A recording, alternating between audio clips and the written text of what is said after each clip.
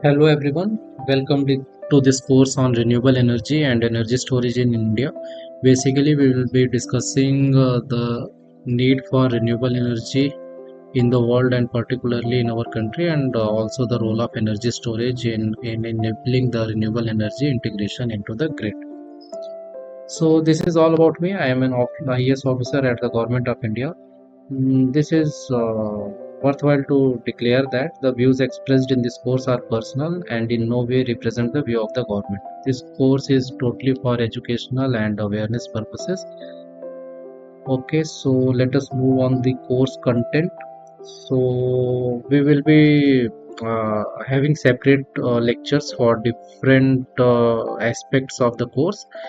So in this lecture, we will be discussing the climate change, which is prompting us to increase the renewable energy penetration.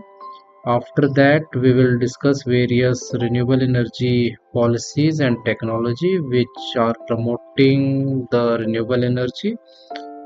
And thereafter, we will discuss the need for energy storage systems and their present status in the country. So, let us move on the first portion of the course.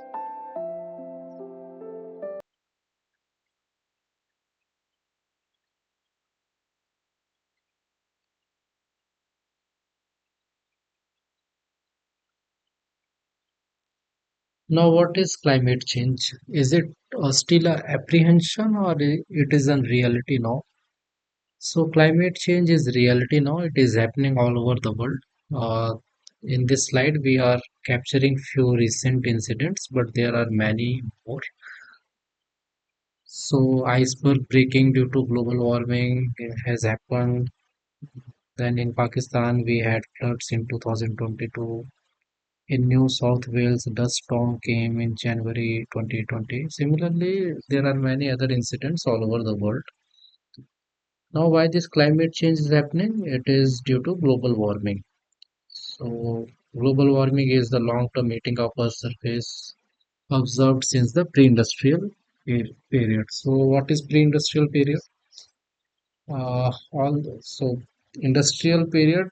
It We say that it began in around 1765. So the first industrial revolution. This is broad. This is a broad classification. It is not hard and fast. So it came first industrial revolution came with the advent of coal, which was used for energy in around 1765. Then the second industrial revolution, it came with the introduction of gas for energy production in around 1870. Then the third one is marked by the introduction of electronics and nuclear energy, and it is said to have taken place in around 1969. The fourth industrial revolution in which we are living, it occurred with the advent of internet and renewable energy in around 2000. So the greenhouse gas levels in the Earth's atmosphere, they have increased as compared to the pre-industrial period. The average temperature of Earth's surface is has increased to about 1.1 degrees centigrade higher than the pre-industrial period.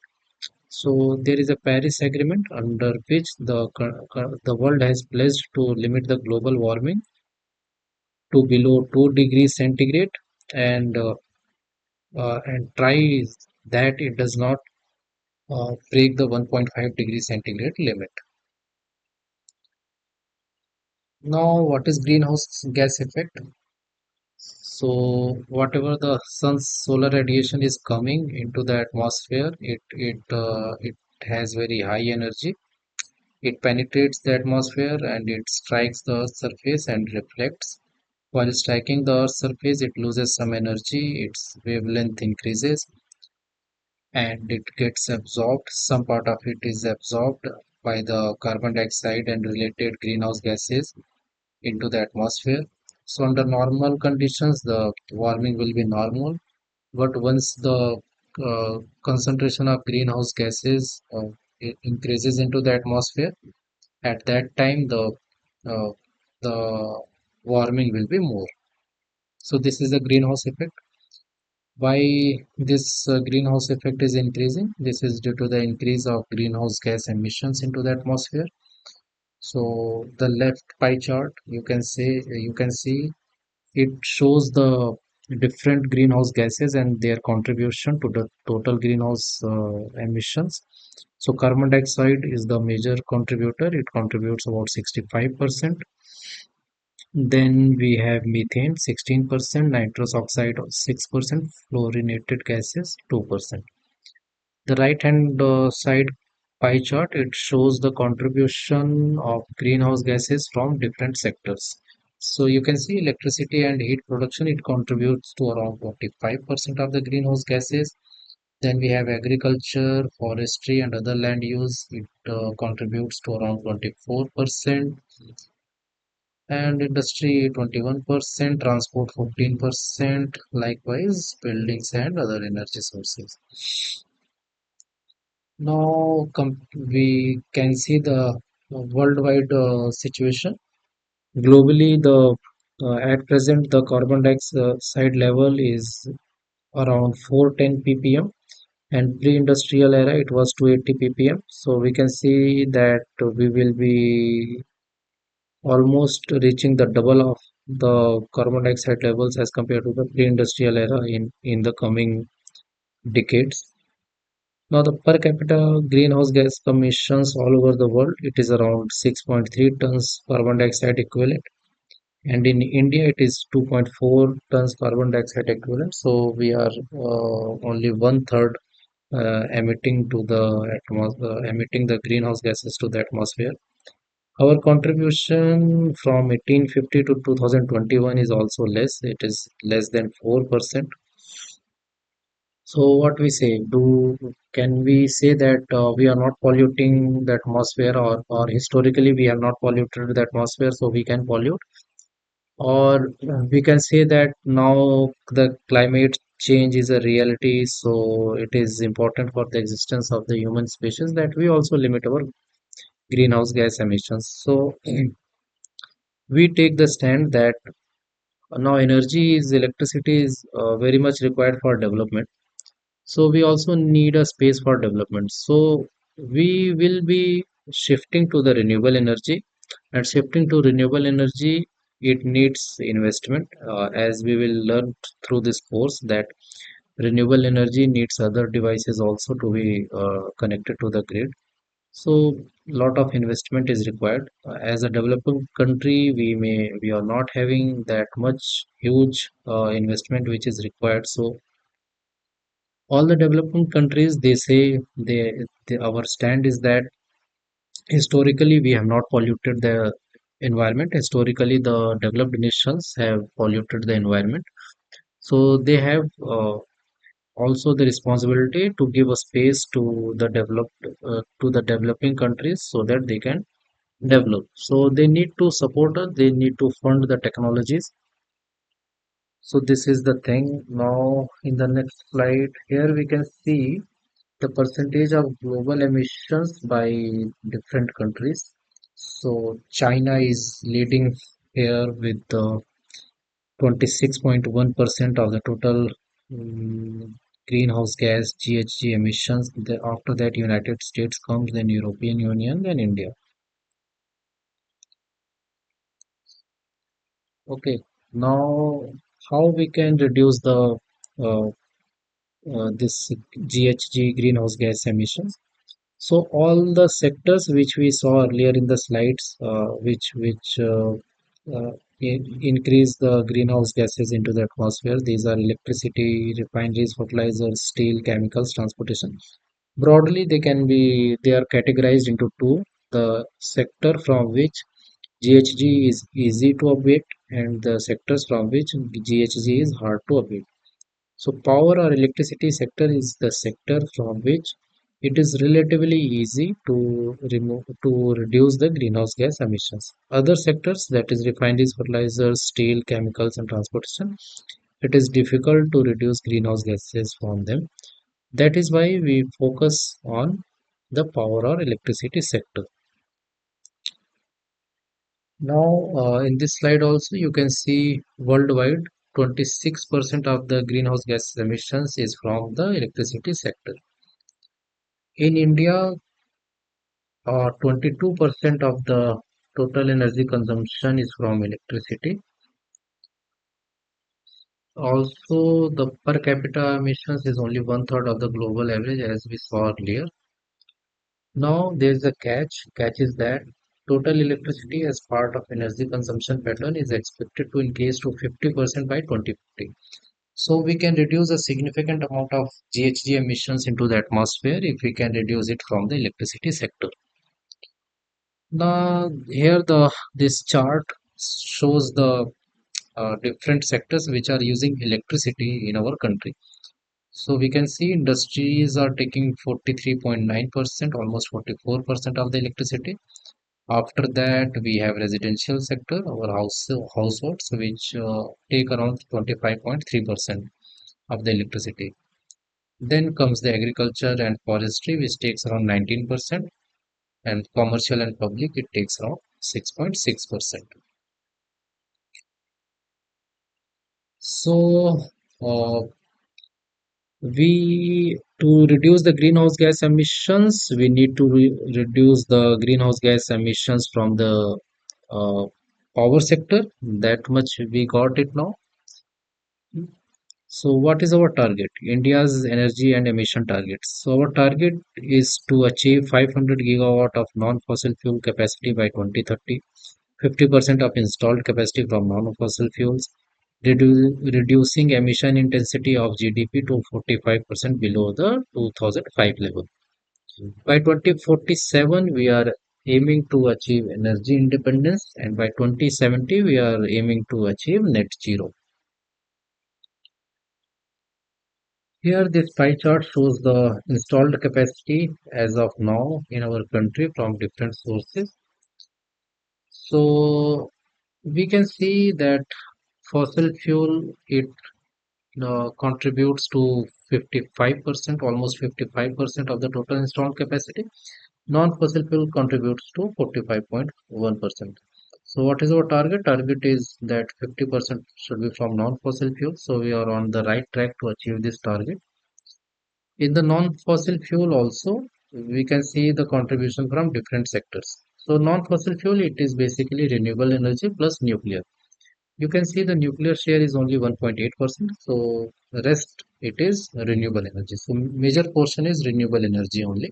And in the later section, we will see that in uh, in this also the in renewable energy also the maximum portion is provided by solar and wind. And this solar and wind, these are intermittent and variable sources. So a lot of issues are there with respect to their integration to the grid. That will come later on in the course. So in solar is mostly it is 43% of the total renewable energy or total mm, non-fossil fuel based energy in the country as of now. In solar also we have solar ground mounted and solar rooftop, solar off grid, solar in hybrid. And we will take a separate video lecture on this, the solar rooftop and solar ground mounted. These are very special topics as of now. Now we can see how the percentage share of installed capacity in fossil fuel based and non-fossil fuel based sources has increased over the years. We can observe that the share of non-fossil fuel capacity has increased gradually over the years. So it was 35% in 2011 and in 2024 it is 45.1%. Solar based installed capacity it has increased very sharply. You can see there has been the in 2014 the installed capacity was only around 2.6 gigawatt. Now it has increased to almost 81 gigawatt in 2024. Similarly, the wind-based capacity has also increased from 21 gigawatt in March 2014 to 45 gigawatt in 2024. So the increase in solar is more as compared to wind, but both have increased. Uh, Now we have a concept of installed capacity and generated energy. So generated energy from the renewable energy is less as compared to the conventional sources. I will try to explain this from an example. So say there is 1 kilowatt of solar plant and 1 kilowatt of hypothetical thermal plant. The thermal plant in 1 hour it will generate 1 kilowatt hour of energy. In 24 hours it will generate 24 kilowatt hours of energy. So 1 kilowatt hour is a unit of electricity. We call it a unit. So 24 units of 1 kilowatt thermal plant. If it is running for the 24 hours, it will generate. Now for the solar plant or wind, the game changes. Solar plant will generate electricity only during the solar hours, and maximum generation will take around 12 to 1 hour, 12 to 1 p.m. when the solar radiation is highest. So its generation will not be constant, and it will be only for the solar hours. As a thumb rule, we have observed that in the country, 1 kilowatt of a solar plant that will generate approximately average is that 4 units of electricity. So the thermal is generating 24 units and the solar is generating only 4 units. Mm, So generation from solar and renewable we can say is less. Therefore, the we can see that the installed capacity from non-fossil fuel sources, although it is 45%, but the generation is only 26%.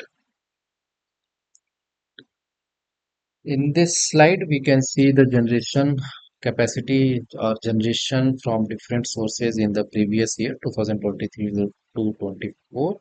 So the coal-based sources, the thermal plants, they have generated 72.5% of the total electricity, and solar has generated only 6.7%, wind has generated only 4.8%. Now we let us see some global comparison of the installed capacity. Our country's installed capacity as compared to the global installed capacity for renewable energy. So the total renewable energy, we stand around fourth. It was in 2023. Maybe we have come to third now that we need to cross check. The globally, the installed capacity is around 3.70 gigawatt, in which India's contribution is 209 gigawatt. Uh, in Now source wise, our ranking is around fifth. It may have changed to fourth. That we need to check with the latest data, but still it gives a rough approximation like where we stand in terms of different sources. So in solar we stand at fourth. In wind, we are at fourth. In solar, we are at fifth. Wind, we are at fourth. In hydro, we are fifth. In bioenergy, we are fourth in the world. Oh, look, okay. Let us this conclude this session now. Uh, so we got it that climate change is happening due to global warming. Global warming is happening due to increased concentration of greenhouse gases into the atmosphere. Greenhouse gases has increased from different sectors. One of the sector is power sector, which contributes to 22 to 26% of the total gases. And this power sector, it is relatively easy to reduce greenhouse gases from this sector as compared to others. Now, how to reduce the greenhouse gases from this sector? Uh, that we need to shift from fossil fuel based sources to non-fossil fuel based sources which do not emit greenhouse gases, the carbon dioxide and related gases into the atmosphere. So that is why we need to increase more and more RE into our grid so that we can reduce the greenhouse gases and tackle this problem of global warming. So that is all for this lecture. In the next lecture, we will discuss the policies and technologies which are there in our country to increase the renewable energy and motivate its growth. So thank you all for this session. Please comment on the comment boxes like what else you need or what uh, any particular topic, we you need more detailed discussion on that. So maybe I will prepare something for that and present it. Okay, thanks all. Take care.